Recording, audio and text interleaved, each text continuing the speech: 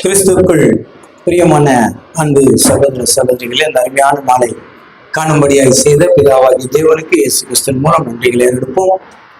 இந்த நாளிலும் தேவனுடைய பெரிதான கிருபையினாலும் அவருடைய இரக்கத்தினாலும் அவருடைய காரணத்தினாலும் நாம் 6வது மாதத்திற்குள்ள அடியெடுத்து வைக்க தேவன் கிருபை செய்திருக்கிறார். இந்த 6வது மாதத்திலே கொஞ்சம் பொருளாதார தேவைகள் மிகவும் ஒவ்வொரு குடும்பத்திற்கும் சிக்கலான ஒரு நேரத்திலும் அவர் நம்மை கொண்டு வந்து இங்கே சேர்த்திருக்கிறார். அவருடைய கிருபையினாலும் காரணத்தினாலும் இந்த மாதத்தில் இருக்கிற அனைத்து பிரச்சனைகளையும் தேவன் நமக்கு தீர்த்து வைக்கும்படியாக பிதாவாகிய தேவனிடத்தில் நாம் வேண்டிக் கொள்வோம்.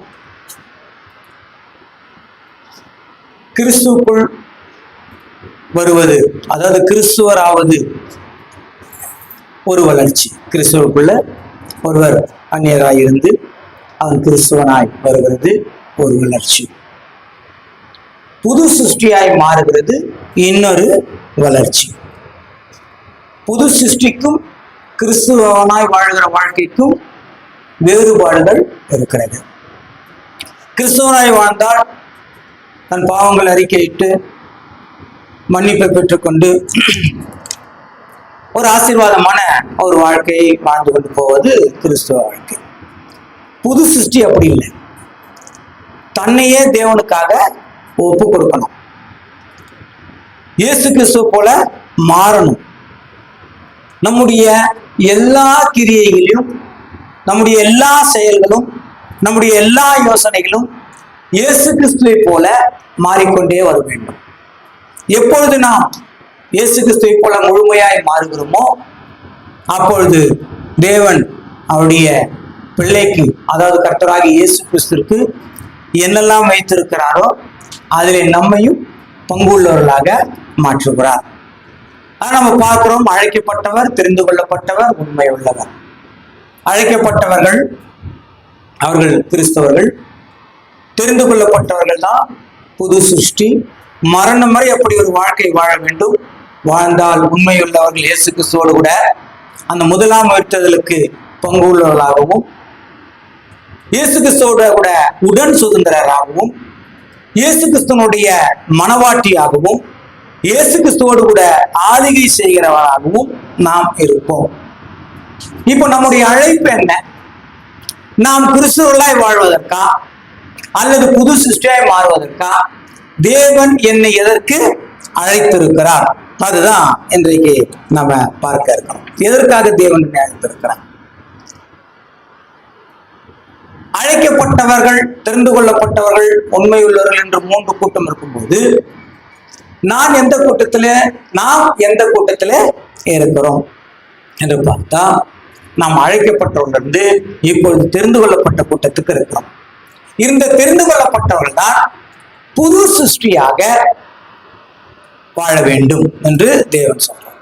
இப்போ நம்ம வாழ்க்கையில இந்த புது சிருஷ்டியுடைய வாழ்க்கை எப்போ மனசார நாம் ஞானஸ்நானம் எடுத்தோமோ, அதாவது கிறிஸ்துவராவதற்கு ஒரு ஞானஸ்தானம் உண்டு, புது சிருஷ்டி ஆவதுக்கு ஒரு ஞானஸ்தானம் உண்டு. அதனால 2 ஞானஸ்தானமான்னு கேட்காதீங்க, ஒரே ஞானஸ்தானம் தான். ஆனால் இன்றைக்கு உலகத்துல 2 ஞானஸ்தானம் மாதிரி ஆயிடுச்சு. எப்படி என்றால், ஒருவன் வேறு மதத்திலிருந்து வந்தா நீ கிறிஸ்துவன் ஆயிடு, உடனே ஞானஸ்தானம் எடுத்துன்னு சொல்லி தொன்னில மொழிக்கு என்ன பண்ணிடுறாங்க, எடுத்துடுறாங்க.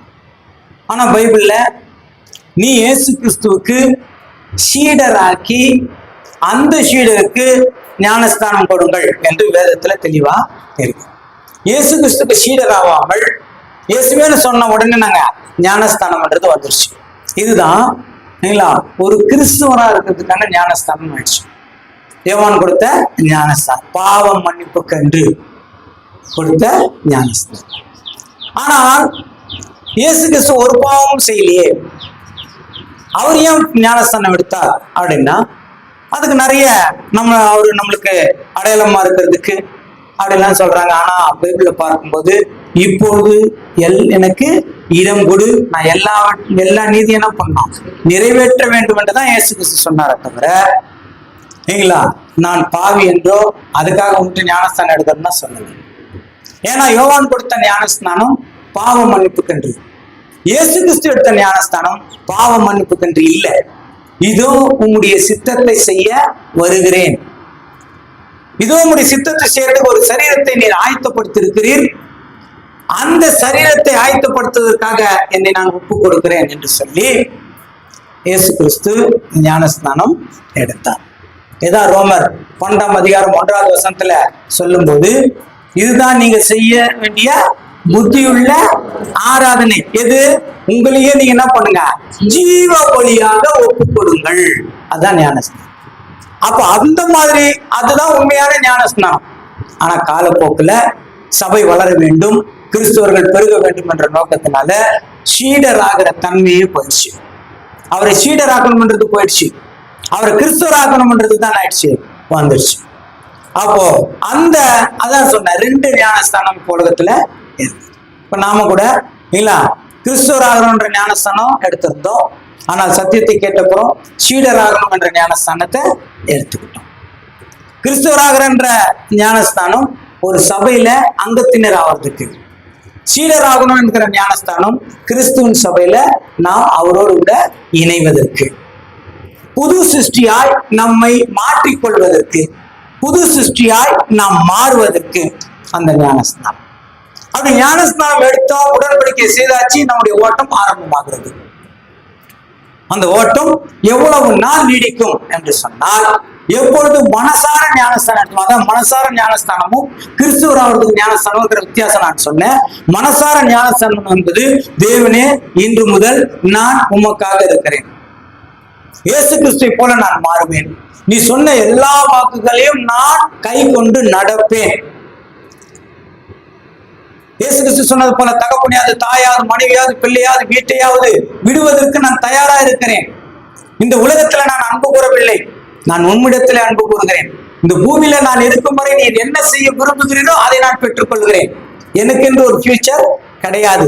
நான் சிறை சேதம் செய்யப்பட்டவனா இருக்கிறேன், இயேசு கிறிஸ்துவை தலையாய் அணிந்திருக்கிறேன், இயேசு கிறிஸ்துவோடு நான் நடப்பதற்கு என்னை நான் ஒப்பு கொடுக்கிறேன் என்று முதல்ல மனசார ஒரு ஞானஸ்தானம் எடுக்கணும்.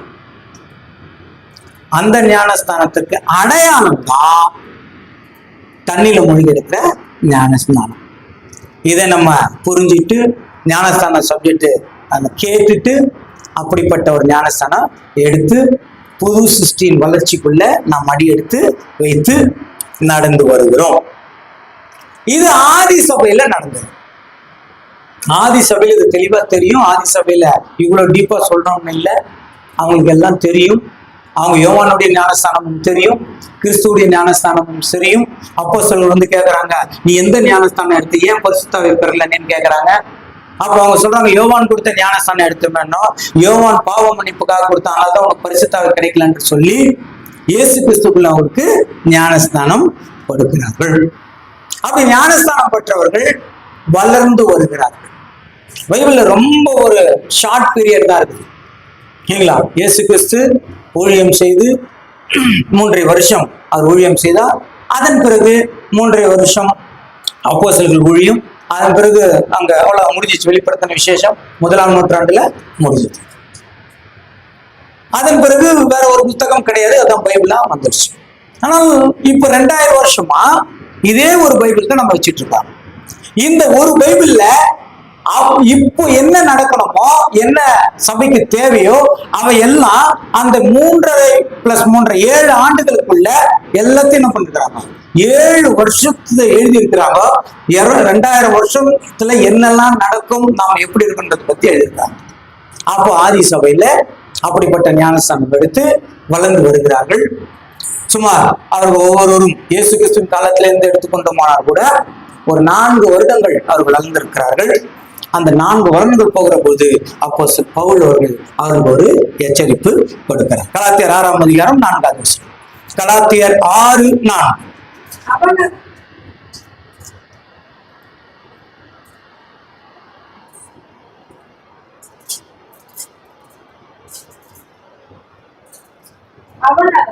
தன் சுயக்கிரியை சோதித்து பார்த்து கடந்தன். அப்பொழுது மற்றவனை பார்க்கும் போதல்ல, தன்னையே பார்க்கும்போது மேன்மை பாராட்ட அவனுக்கு இடமுண்டாகும். ஓகே, அவனவன் தன் சுய கிரியை சோதித்து பார்க்க கடவன் அப்படின்னா, இது நம்மளுடைய உலக பிரகாரமான வாழ்க்கையை குறித்து அங்க சொல்லாமல் கிறிஸ்துவ வாழ்க்கையில எதுக்காக ஒப்பு கொண்டிருக்கிறோமோ அந்த ஒப்பு கொடுத்தபடி நம்மளுடைய வாழ்க்கை அமைந்திருக்கிறதா, வாழ்ந்து கொண்டிருக்கிறோமா என்பதை ஒவ்வொரு முறமும் நீங்களே என்ன பண்ணுங்க, சோதித்து பார்த்து சரியா இருந்தா ஓகே, சரியில்லைன்னா உங்களை நீங்களே கரெக்ட் பண்ணிக்கிட்டு வந்துருங்க என்று சொல்றாரு. ஏன் நம்மளே கரெக்ட் பண்ணோம் அப்படின்னா, தேவன் நம்மளுக்கு பரிசுத்தாவை கொடுத்திருக்கிறார். நாம் நன்மை செய்கிறோமா தீமை செய்கிறோமா, நாம் தேவனுக்கு பிரியமாய் நடக்கிறோமா இல்லையான்னு பரிசுத்தாவை மூலமாக நமக்கு உணர்த்தப்படும் போது நாமளே என்னங்க கரெக்ட் ஆயிட்டு வந்துடணும் என்று அங்க சொல்றாங்க. அதனாலதான் நீங்கள் அப்போ அந்த கரெக்டாய் வரும் பாத்தீங்களா, அதுதான் நீங்கள் வளருகிறவராகி அப்படின்னு சொல்லுவோம். நீங்க கிறிஸ்துக்குள்ள வளரணும், ஆவிக்குரிய வாழ்க்கையில வளரணும் என்று அங்க நம்மை வளர்கிறவர்களாகி என்று அங்க சொல்றதாக நாம் பார்க்கிறோம். 2 தீமோத்தேயு 1ஆம் அதிகாரம் 19வது வசனத்துல சொல்லும் போது 2 தீமோத்தேயு 1:19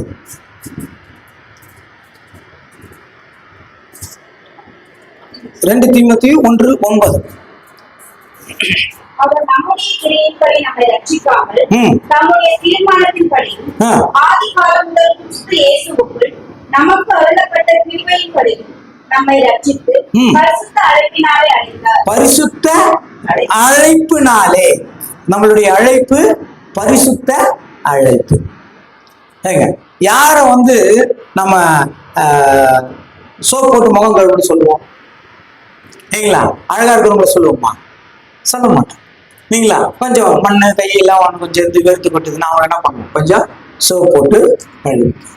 அப்ப இங்க பரிசுத்த அழைப்புன்னா என்ன நிலைமையில இருந்திருக்கிறோம்? பரிசுத்தம் இல்லாத நிலைமையில இருந்திருக்கிறோம். இப்ப நம்மளை கூப்பிடுறாரு, நீங்க பரிசுத்த அழைப்புக்கு என்ன பண்ணுங்க, வந்துருங்க. அந்த பரிசுத்த அழைப்புக்குள்ள வந்து தேவனுடைய வார்த்தையின்படி அவர் சபைக்கு, அதாவது கிறிஸ்துவர்களா இருக்கிற நமக்கு, குறிப்பா இயேசு கிறிஸ்துவனுடைய சீடனாய் இருக்கிறவருக்கு என்னெல்லாம் செய்யணும்னு சொல்லி இருக்கிறாரோ அதை கை கொண்டு நடந்தால் நாம் பரிசுத்தமான வாழ்க்கைக்குள்ள என்ன பண்ணிடுவோம், போயிடுவோம் என்று அங்க சொல்றதாக நாம் பார்க்கிறோம். அது 2 தெசலோனிக்கேயர் 2ஆம் அதிகாரம் 14வது வசனத்தை கூட அதை பற்றி பார்க்கலாம். நீங்கள் நம்முடைய கர்த்தராகிய இயேசு கிறிஸ்துவின் மகிமையை அடையும் பொருட்டாக, பாருங்க, அவருடைய மகிமைக்கு இந்த அழைப்பு, இந்த பரிசுத்தமாகுதல், இந்த புது சிருஷ்டியினுடைய வளர்ச்சி, நம்ம நாமே ஆராய்ந்து பார்த்து கொள்வது எல்லாம் எதுக்காக அப்படின்னா, எதுக்காகங்க? நீங்கள் நம்முடைய கர்த்தராகிய இயேசு கிறிஸ்துவின் மகிமையை அடையும், மகிமை, அவருடைய மகிமையை. இது ஒரு சின்ன எங்கேயோ ஒரு முதலமைச்சர் ஆகிறதோ, பிரதமர் ஆகிறதோ, கவர்னர் ஆகிறதோ இல்லைங்களா, அது கிடையாது. இது கிறிஸ்துவனோட கூட மகிமை அடைவதற்கு, அந்த மகிமைக்கு போறதுக்கு இங்க நம்மளுக்கு என்ன நடக்குதுங்க, ட்ரைனிங்கும் பிராக்டிஸும் நடக்குது. இந்த ட்ரைனிங் பிராக்டிஸ் இருக்கிறதுனால அப்புறம் எங்கள் சுவிசேஷத்தினாலே அந்த ரட்சிப்புக்கு அவர் உங்களை அழைத்தார். அந்த ரட்சிப்புக்கு தான் நம்மள அழைப்பு. கிறிஸ்துவ அழைப்பு எதுக்கு தாங்க? அவரோடு கூட அவரை போல அந்த மகிமைக்கு, அதுதான் கிறிஸ்துவனுடைய ரட்சிப்பு, கிறிஸ்துவனுடைய நோக்கம், செயல். அதனால்தான் அங்க கொலோசியர்ல சொல்லும் போது மேலானவைகளை தேடுங்கள், அவருடைய வலது பரிசத்தில் இருக்கிறதை தேடுங்கள் என்று சொல்றதுக்கெல்லாம் காரணம் என்னன்னா, கிறிஸ்துவருடைய வாழ்க்கை அல்லது கிறிஸ்துக்காக ஒப்புக்கொடுத்தவருடைய வாழ்க்கை ஒவ்வொரு நாளும் எதை நோக்கி போக வேண்டும் என்றால் இயேசு கிறிஸ்துவை நோக்கி தான் நம்முடைய வாழ்க்கை இருக்கும். அதான் சொல்லுவாங்க, இலக்குன்னா ஃபைனல், அங்கதான் ஜெயிக்கிறது தோக்குறது எல்லாம் அங்கத்தான். அப்ப உங்களுடைய பிரயாசம் இலக்கை நோக்கி இருக்க வேண்டும் என்று அங்க சொல்றாங்க. அப்ப அந்த இலக்கை அடைவதற்காக நாம் புது சிருஷ்டியாக இருக்க வேண்டும். அதான் 2 கொரிந்தியர்ல பவுல் அடிகளார் இந்த புது சிருஷ்டியை பத்தி, அதாவது கிட்டத்தட்ட 95 வசனங்களுக்கு மேல அப்போஸ்தலர் தான் எழுதியிருப்பார். ஏனென்றால் அந்த புது சிருஷ்டி என்பது ரொம்ப ஒரு முக்கியமான ஒரு பங்கு. அந்த முக்கியமான பங்குக்கு தேவன் அப்போஸ்தலன் பவுலை செலக்ட் பண்ணிருப்பார். ஏன் அப்போஸ்தலன் பவுலை செலக்ட் பண்ணார்னா, அவர் ரொம்ப படிச்சவர், ரொம்ப ஞானம் இருக்குது, அவருக்கு செல்வாக்கு இருக்குது, அது இல்லாம பதவி, ரொம்ப பெரிய பதவியில் இருக்கிறார், அது இல்லாம அவர் அதிகம் படித்தவர். அவர் எவ்வளவு படிச்சிருக்கிறாருன்னு அங்க சொல்றான். இப்பதான் நம்ம படிப்புல நாங்க BA MA அந்த மாதிரி நிறைய பட்டங்கள்லாம் இருக்கு. அப்பெல்லாம் பெரிய படிப்புனா எத்தனை மொழிகள் அவர் தெரிந்திருக்கிறாரோ அவர் பெரிய படிப்பு படிச்சவர்னு அர்த்தம். அந்த காலத்துல நம்ம பைபிளே அதுக்கு எடுத்து பார்க்கலாம் இல்லைங்களா? அதனால அதாவது ஒரு மொழி டிரான்ஸ்லேஷன் தெரிஞ்சிருந்தா அவர் படித்தவர். இவர் நிறைய என்ன பண்ணிருக்கிறாரு, படித்து அவர் இடத்துல சொல்றாரு, நான் தூதர்கள் பாஷையை பேசினாலும் என்ற அளவுக்கு அவர் ரொம்ப படித்தவர். தேவன் அவரை யூஸ் பண்ற தெரியுங்களா, இவ்வளவு படிச்சிருக்கிறியே, இப்போ நான் சொல்ற விஷயத்துக்கு எதுக்கு மேட்ச் ஆகுதான் அவர் மேட்ச் பண்ணி பார்த்தாரு. அவளை தேவனுடைய வார்த்தை தான் உயர்ந்திருக்கிறது. ரொம்ப கெட்டிமா என்ன பண்ணிட்டாரு, பிடிச்சாரு. அவர் கெட்டிமா பிடிச்சதுனால தேவன் அவருக்கு 14 புஸ்தகங்கள் எழுதும்படியாக இந்த உலகத்திற்கு கிறிஸ்துவர்களின் நடைமுறைகள், வாழ்க்கைகள் இப்படித்தான் அமைய வேண்டும் என்ற சட்ட திட்டங்களை தொகுத்து அவர் மூலமா தான் தேவன் வழங்கினார். அநேகர் இஸ்லாமியர்கள் கூட சொல்லுவாங்க, நீங்க என்ன தேவனுடைய வார்த்தையை ஃபாலோ பண்றீங்க இல்லைங்களா, நீங்க சொல்ற வசனம் சொல்லுங்க, யார் எழுதுந்து? அப்போஸ்தலன் பவுல் எழுதுந்து. அப்ப பவுலுடைய வார்த்தையை தான் நீங்க ஃபாலோ பண்றீங்கன்னு. ஏன்னா அதை நிரூபிப்பாங்க. அங்க என்ன போட்டுக்கிறாரு ஃபர்ஸ்ட்ல, நீங்க எந்த புஸ்தகமும் ஃபர்ஸ்ட் பேஜ்ல எடுத்தோம்னா 1 கொரிந்தியர் எழுதினாங்க என்ன இருப்பாங்க இல்லைங்களா, நிருபம் அப்படின்னு இருப்போம். நிருபம்னா லெட்டர், அவ்வளவுதான். நிருபம்னா லெட்டர். யாருக்கோ எழுதின ஒரு லெட்டரை நீங்க தேவன் வாக்கா வச்சு படிச்சுட்டு இருக்கீங்களா, இது எப்படி கரெக்ட்னு கேட்பாங்க. ஆனா தேவன் அவரை கொண்டுதான் என்ன பண்ணிருக்கிறாரு, செய்திருக்கிறார். அவரை கொண்டுதான், அவர் மூலமா தான் நிறைய விஷயங்களை நாம் கிறிஸ்துவ வாழ்க்கைக்கு வளர்த்து செஞ்சிருக்கிறார். எழுதின அவருக்கு தெரியவே தெரியாது. 2000 வருஷத்துக்கு அப்புறம் இதுதான் கிறிஸ்துவ சட்டமாக இருக்கும் என்று அவருக்கு தெரியவே தெரியாது. புதிய ஏற்பாடு என்று ஒன்று வரும், அதுல நாம் எழுதின புத்தகம் தான் முக்கியத்துவம் படும்னு அவருக்கு தெரியவே தெரியாது. ஆனா இவர் எழுதுன லெட்டர்லாம் யாரோ ஒருத்தர் சேர்த்து வச்சாங்க. எப்போ ஒரு காலம் வந்தது, அந்த காலத்துல அதுதான் நம்ம படிக்கணும், அதை தான் கண்டினியூ பண்ணணும்ன்ற சமயங்கள் வந்தது. கடைசியில உலகம் முழுவதும் அங்கீகரிக்கும்படியாக வேதமாக வெளியே வந்தது. அவர் தான் புது சிருஷ்டியை பத்தி சொல்லியிருக்கிறார். இன்னும் சுருக்கமா சொல்லணும்னா அவர் தான் புது சிருஷ்டியை பத்தி சொல்லவே முடியும். ஏன்னா அவர் அவ்வளவு அயோக்கியமா இருந்தார், கிறிஸ்துவனுக்கு விரோதமா இருந்தார். எவ்வளவு கிறிஸ்துவனுக்கு விரோதமா இருந்தார்னு அவரே சொல்றாரு, நான் இவர்களுக்கு என்ன பண்ணேன், விரோதமா இருந்தேன், எனக்கு என்னங்க கிறிஸ்துவனை துன்பப்படுத்தினவன் நான் தான் என்றெல்லாம் கூட அங்க சொல்றதாக நாம் பார்க்கிறோம். அதனால அப்போஸ்தலன் பவுல் சொல்றார், 2 கொரிந்தியர் 2ஆம் அதிகாரம் 17வது வசனத்துல சொல்லும் போது, 2 கொரிந்தியர் 2:17, அநேகரை போல நாங்கள் தேவ வசனத்தை களவாய் பேசாமல் துப்புரவாகவும் தேவனால் அருளப்பட்ட பிரகாரமாகவும் கிறிஸ்துவுக்குள் தேவ சன்னதியில் பேசுகிறோம். 2 கொரிந்தியர் 5:17 வாசிங்க. இப்படி இருக்க ஒருவன் கிறிஸ்துவுக்குள் இருந்தால் புது சிருஷ்டியாய் இருக்கிறார், பழையவைகள் ஒழிந்து போயின, எல்லாம் புதிதாயின. பழையவைகள், அப்போ புது சிருஷ்டி தான் தேவனுக்கு வேணும்.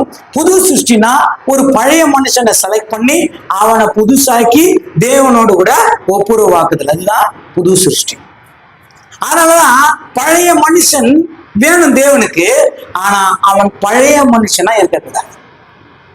புரிஞ்சுங்களா? பழசுதான் வேணும், ஆனா அவன் பழசா இருக்கக்கூடாது. ஒரு இடத்துல சங்கீதம் புஸ்தகத்துல சொல்லும் போது ஒன்னு சொல்லுவாங்க இல்லைங்களா, உன்னுடைய இருதயத்தை தான் தேவன் என்ன பண்றாரு, கேட்கிறாரு. அதுக்கு சங்கீதக்காரன் சொல்லுவார், என் இருதயம் மகா கிறுக்கும் கேடுள்ளதுமா இருக்குது. ஆனா தேவன் சொல்றாரு, அந்த இருதயத்தை எனக்கு கொடு, நான் சுத்தமுள்ள இதயமா என்ன பண்றேன், மாற்றி கொடுக்கிறேன். அப்படியே நாம் எந்த அளவுக்கு பழசா இருக்கிறோமோ நம்மை சுத்திகரிக்கிறதுக்காக கிறிஸ்துவோடு கூட நம்மை ஒப்புரவாக்கி நம்மை வழிநடத்துவதற்காக புது சிருஷ்டி என்னும் ஒரு பகுதியை நமக்கு கொடுத்து இதிலே உங்களுடைய வாழ்க்கையை தொடருங்கள். எப்படி? ஒருவன் கிறிஸ்துவுக்குள் இருந்தால், அதான வருதுங்க, ஒருவன் கிறிஸ்துவுக்குள் இருந்தால், கிறிஸ்துவுக்குள்னா அவர் சொன்ன வார்த்தையை கை கொண்டு நடக்கிறவர்களா இருக்கும் போது அவர் தான் புது சிருஷ்டி என்று அங்க சொல்றதாக நாம் பார்க்கிறோம். அந்த புது சிருஷ்டி அப்படின்னா அவர் பழசுதான் இல்லைங்களா? ஒரு இடத்துல 1 கொரிந்தியர் 5ஆம் அதிகாரத்துல சொல்லும் போது அவர் பழசுதான். அவர் எப்படியாப்பட்ட மாவா இருக்கிறாருன்னா புளித்த மாவா என்ன பண்றாருங்க இருக்கிறார். அதான் வாசிக்கலாங்க. 1 கொரிந்தியர் 5:7. புளிப்பில்லாதவர்களாய் ஏங்க, அப்ப புளித்த மாவு தான் இப்ப என்ன புளித்த மாவு மாறணும். புளிப்பில்லாதவர்களாய் எப்படிங்க? இப்போ நம்ம பழைய ஏற்பாட்டுல 1ஆம் உலகம் அழியும் போது அங்க சூரியனுக்கு மேல நம்ம பார்த்திருக்கிறோம் ஒரு வாட்டர் லேயர் இருந்தது. சூரியனுக்கு கீழே பூமிக்கு மேல அந்த வாட்டர் லேயர்ல இருந்த தண்ணி எல்லாம் பூமியில வந்துடுச்சு. பூமி ஃபுல்லா தண்ணியில நிரம்பி போச்சு. நோவா காலத்துல நமக்கு தெரியும் 150 நாள் ஜலம் அப்படியே இருந்தது. அதன் பிறகு ஜலம் வந்துருச்சு. 2வது உலகத்திற்கு வந்தார்கள். 2வது உலகத்துல வந்த உடனே புளிப்பு வந்துருச்சு. 2வது உலகத்துல புளிப்பு வந்துருச்சு. ஏன்னா சூரியனுடைய ஒளிக்கதை டைரக்டா பூமியில படுறதுனால பால் தயிரானது. இப்போ தயிர் பால் ஆகுமா? ஆகாது. ஆனா தேவன் சொல்றாரு, உன்னுடைய புளிப்பு என்ன பண்றேன் எடுத்துருவேன், புளிப்பு இல்லாதவர்களா நீங்களே மாறிடுங்கன்றாங்க. எப்படி? இயேசு கிறிஸ்துவோடு கூட நாம் இருந்தால் அதான் சொல்றாங்க. மறுபடியும் வாசிக்கலாம். நீங்கள் புளிப்பில்லாதவர்களாய் இருக்கிறபடியே புதிதாய் பிசைந்த மாவாய் இருக்கும்படிக்கு பழைய புளித்த மாவை புறம்பே கடித்து போடுங்கள். பழைய புளித்த மாவை புறம்பே என்ன பண்ணுங்க? பழைய புளித்த மாவு வேண்டான்ற. பழைய புளித்த மாவுனாங்க துர்குணம், பொல்லாப்பு, இதெல்லாம் பழசு. இப்போ அது என்ன பண்ணக்கூடாது? இருக்க கூடாது. ஆனா ஒரு வாய்ப்பு மட்டும் இருக்குது. அப்படி இருந்தாலும் நம்ம என்ன பண்ணலாம்? இப்போ மாற்றிக்க முடியும். இது நீங்க எடுக்கணும். ஏன்னா புது சிருஷ்டினுடைய வளர்ச்சி என்றாலே எடுத்தாங்க. பழைய புளித்த மாவை என்ன பண்ணுங்க? புறம்பே தள்ளணும், கலைந்து போடுங்கள். அப்ப பழைய புளித்த மாவு எங்க சொன்னாங்களா? அதே 2 கொரிந்தியர் 4ஆம் அதிகாரம் 16வது வசனத்துல இன்னும் தெளிவா அங்க பவுலடிகளார் சொல்றார். ஆனபடியினாலே நாங்கள் சோர்ந்து போகிறதில்லை. எங்கள் புறம்பான மனுஷனானது அழிந்து உள்ளான மனுஷனானது நாளுக்கு நாள் புதிதாக. புறம்பான மனுஷன்னா வெளி தோற்றம்னா இவன் தாடிலாம் வச்சிருக்கேன். இந்த மனுஷன் அழிந்து ஒரு தடவை தான் சொன்னாங்க. நீங்க மெசேஜ் எடுக்கணும்னா எங்களுடைய ஆன்லைன்ல மெசேஜ் எடுக்கணும்னா தாடி என்ன பண்ணுங்க ஏத்துருங்க. நான் தாடி எடுக்க மாட்டேன்னு டேவிட் பிரதர் சொல்லிட்டாங்க. நீங்க எடுக்கிறீங்க தாடி எல்லாம் எடுத்து நல்லா இருக்கிறீங்களா? அவர் தாடி வச்சீங்க ரொம்ப கேவலமா ஆகுறாருன்ட்டாங்க. யார்கிட்டயே சொல்லிட்டாங்க நீங்க அன்டீசென்ட் ஆகுறீங்கன்ட்டாங்க. தாடி வச்சு அன்டீசென்ட் ஆகு. இதுதான் எதுங்க? புறம்பான அது கிடையாது. இந்த தோற்றம் புறம்பான மனுஷன் கிடையாது. இல்லைங்களா? புறம்பான மனுஷன்னா இந்த மேல் தோற்றத்தை பாக்குறது இல்ல. அங்க பைபிள்ல புறம்பான மனுஷன் எதை சொல்றாங்கன்னா வசனம் மறுபடியும் வாசிக்கலாம். 1 கொரிந்தியர் 5ஆம் அதிகாரம் 17வது வசனம். இப்படி இருக்க ஒருவன் கிறிஸ்துவுக்குள் இருந்தால் புது சிருஷ்டியா இருக்கிறான். பழையவைகள் ஒழிந்து போயின, எல்லாம் புதிதாயின. அப்ப கிறிஸ்துவுக்குள் இருந்தால் பழையவைகள் என்ன அவங்க? அடுத்த வசனம் 2 கொரிந்தியர் 4:16. ஆனபடியினாலே நாங்கள் சோர்ந்து போகிறதில்லை. எங்கள் புறம்பான மனுஷனானது அழிந்து. புறம்பான மனுஷன் அதாங்கதான் வந்தோம். புறம்பான மனுஷன்னா இந்த மேல் தோற்றம் இல்ல. இங்க சொல்லும் போது இது மேல் தோற்றத்தை குறிக்காது. புறம்பான மனுஷன்னா பழைய மனிதன், பழைய எண்ணங்கள், பழைய சுபாவங்கள். அது என்ன ஆகணுங்க? புறம்பான மனுஷன் அப்புறம் அழிந்தும் உள்ளான மனுஷனானது நாளுக்கு நாள் புதிதாக்கப்படுகிறது. அப்போ உள்ளுக்குள்ள ஒரு மனுஷன் இருக்கான், சிருஷ்டிக்கப்பட்டான். சரிங்களா? நம்ம எப்போ இயேசு கிறிஸ்துக்குள்ள ஞானஸ்தானம் வந்துக்கிறோமோ, ஒப்பு கொடுத்து முழுமையாக ஒப்பு கொடுத்து ஞானஸ்தானம் வந்துக்கிறோமோ, அப்போ உள்ளுக்குள்ள ஒரு மனுஷன் ஜெனிப்பிக்கப்படுகிறான்.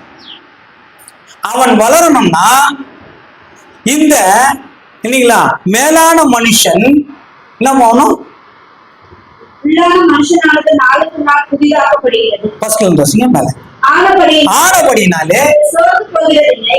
நீங்கள் புறம்பான மனுஷனானது அழிந்து. புறம்பான மனுஷன் அப்ப அழியணும்னா இந்த மேல் தோற்றம் இல்ல இல்ல. புறம்பான மனுஷனா பழைய வாழ்க்கை, பழைய பாவ வாழ்க்கை. அது என்ன மனுஷன் அழிந்து அந்த புது சிருஷ்டியா உள்ள ஒண்ணு உருவாகி இருக்குது. அந்த புது சிருஷ்டி இப்போ வளரணும் இல்லைங்களா? அது வளரணும், நாளுக்கு நாள் வளரணும்.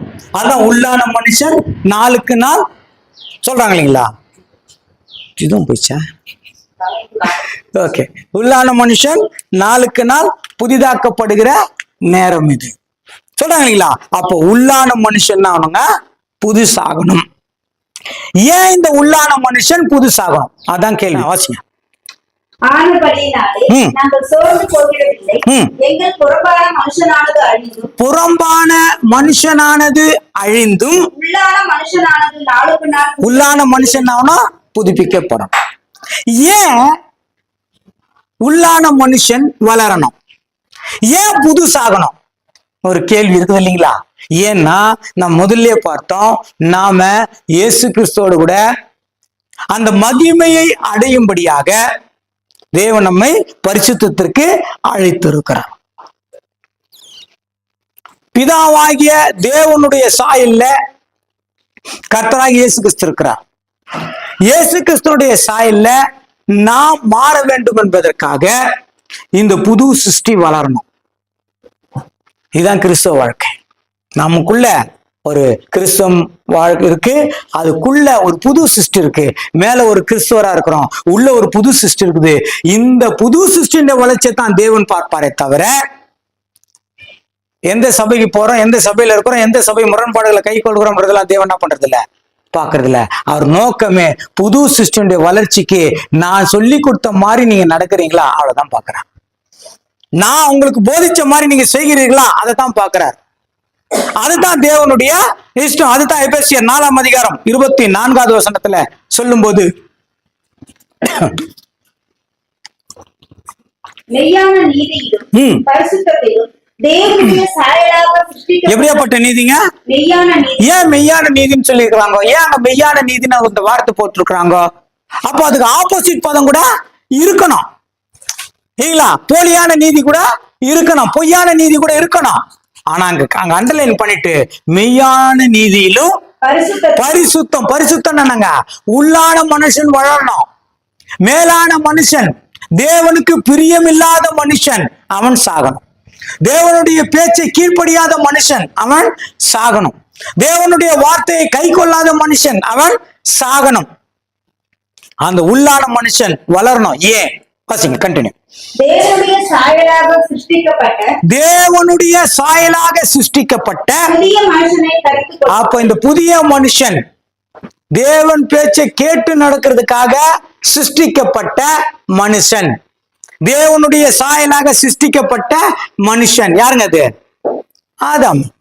அந்த ஆதாம் தன்னுடைய செயலை இழந்து போயிட்டதுனால இப்போ தேவ சாயலாய் நம்மை மாறும்படியாக அல்லது நம்மை மாற்றும்படியாக கர்த்தராகிய இயேசு கிறிஸ்துவை பிதாவாகிய தேவன் அனுப்பி இப்பொழுது நீங்கள் தேவ சாயலாக மாறும்படியாக தேவன் நம்மை அழைத்திருக்கிறார். இதுதான் கொலோசியர் 3ஆம் அதிகாரம் 10வது வசனம். கொலோசியர் 3:10. தன்னை சிருஷ்டித்தவருடைய சாயலுக்கு ஒப்பாய் பூரண அறிவடையும். என்னங்க? தன்னை சிருஷ்டித்தவருடைய சாயல். அப்போ நம்முடைய, அதாவது ஒரு கிறிஸ்துவர், அதாவது நான் சொல்றது தேவனால் அழைக்கப்பட்டு தெரிந்து கொள்ளப்பட்டவராக இருக்கிற ஒரு கிறிஸ்துவர் அல்லது கிறிஸ்டின், கிறிஸ்துவுக்குள் இருக்கிறவர்களா இருந்தால் அவங்க எப்படி இருக்கணுங்க? மறுபடியும் தன்னை சிருஷ்டித்தவருடைய சாயல். அவர் பரிசுத்தர், அவர் நீதியானவர் சரிங்களா? அந்த சிருஷ்டித்தவருடைய சாயலுக்கு ஒப்பாய் பூரண அறிவடையும்படி. பூரண அறிவு. நம் அறிவு சொல்லாரு, நம்ம அறிவு எப்படிப்பட்டது? குறை உள்ளது இல்ல. தேவன் அறிவு பூரணம். அங்க போனா தான் இந்த பூரணத்தை என்ன பண்ண முடியும்? புரிஞ்சுக்கொள்ள முடியும். அதுக்காகத்தான் அப்போஸ்தலன் பவுல் சொல்வாரு, எப்படியாகிலும் நான் எல்லாத்தையும் நஷ்டம் என்று எண்ணுகிறேன், குப்பையாக கருதுகிறேன், இதெல்லாம் வேணாம்ப்பா, அந்த அறிவு தான் எனக்கு என்ன வேணும்? அப்ப பூரண அறிவடையும்படிக்கு புதிதாக்கப்பட்ட புதிய மனுஷனை தரித்து கொண்டிருக்கிறீர்களே. அப்ப புதிய மனுஷனை தரித்து கொண்டிருக்கிறோம். இந்த பழைய மனுஷன் சாகணும், புதிய மனுஷன் வளரணும். அப்ப புதிய மனுஷன் நல்லா வளர்ந்து முதிர்ச்சி அடைந்துட்டா அவன் என்ன பண்றான்? பிறந்துருவான்.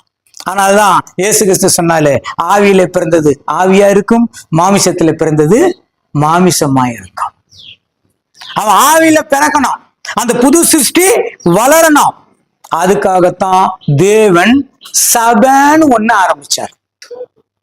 அந்த சபையில சும்மா வாய் வழியா சொல்லிட்டு போனா ஒருத்தர் ஒருத்தர் ஒருத்தர் ஒருத்தர் போய் சேரும்போது அது வேற வேற கதைகள்லாம் என்ன ஆயிடும்? வந்துடும். ஏன்னா ஒரு செவில இருந்து இன்னொரு செவி, இன்னொரு செவில இருந்து இன்னொரு செவி, ஒன்னொன்னு என்ன ஆயிடுங்க? ஜாயிண்ட் ஆகும், இல்லைன்னா எடிட் ஆயிடும். அதுக்குத்தான் கருப்பு வெள்ளை புத்தகமாக தேவன் நமக்கு என்ன பண்ணிட்டாரு? கொடுத்துட்டாரு. ஒரு காலத்துல அப்படி இருந்தது, ஆனா இப்போ தெளிவா கொடுத்துட்டாரு. இந்த சட்ட திட்டங்களுக்கு நாம் உட்பட்டு நடக்கும் போது இதுலதான் பூரண அறிவு இருக்குது. அப்ப அதுல நாம கரெக்டா கை கொண்டு நடக்கும் போது நாம் எல்லாவற்றிலும் வளர்கிறவர்களாக இருப்போம். அதுதான் புது சிருஷ்டியினுடைய வளர்ச்சி. இந்த புது சிருஷ்டி எந்த அளவுக்கு வளர்ந்திருக்குது அப்படின்னு ஒவ்வொரு முறையும் நாம் என்ன பண்ணுங்க? சோதித்து அறிந்து கொள்ள வேண்டும். அது வாசிக்கலாமா? 1 கொரிந்தியர் 2 கொரிந்தியர் 13:5. 2 கொரிந்தியர் 13:5. நீங்கள் விசுவாசம் உள்ளவர்களோ என்று உங்களை நீங்களே சோதித்து அறியுங்கள். உங்களை நீங்களே பரிசுத்து பாருங்கள். கிளியரா சொல்லிட்டாங்க. இயேசு கிறிஸ்து உங்களுக்குள் இருக்கிறாரா என்று நீங்களே என்ன பண்ணுங்க? அப்ப இயேசு கிறிஸ்துடைய கேரக்டர் எனக்கு இருக்குதா இல்லையான்னு என்னாலே என்ன பண்ண முடியும்? சொல்ல முடியும். சரிங்களா? வேணா மேலுக்கு இயேசு கிறிஸ்து எனக்கு இருக்கிறாரு போல நான் என்ன பண்ணலாம்? சில காரியங்கள் செய்யலாம். ஆனா என் மனசாட்சியே எனக்கு என்ன பண்ணும்? என் இருதயமே என்ன பண்ணும்?